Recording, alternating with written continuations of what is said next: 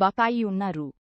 9,500 కోట్ల fee reimbursement నిధులను వెంటనే విడుదల చేయాలని డిమాండ్ చేస్తూ కరీంనగర్ బైపాస్ రోడ్డుపై ఏబీవీపీ ఆధ్వర్యంలో రాస్తారోకో నిర్వహించారు.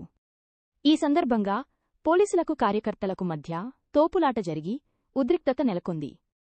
బడ్జెట్లో విద్యకు కేవలం 8% కేటాయించడం అన్యాయమని, అసెంబ్లీలో విద్యా సమస్యలపై చర్చించడం లేదని నేతలు విమర్శించారు. ప్రభుత్వం స్పందించకుంటే రాష్ట్రవ్యాప్త ఆందోళనలు చేపడతామని వారు హెచ్చరించారు.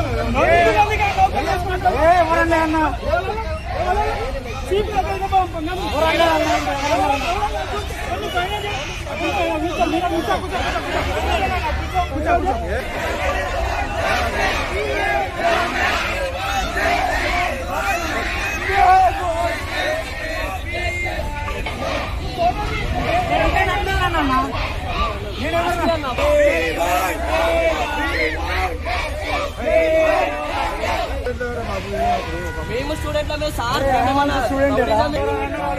అయినా అన్నాడు ఇద్దరైనా తమాషా చేస్తున్నావు సార్ ఒకటి గుర్తెట్టుకోరు సార్ మీ గురించి కూడా కొట్లాడింది ఏబీవీపీ సార్ మీకోసం మీకు ఆ రోజు వాళ్ళకి సహకరించి సార్ మేము సహకరించగలలేము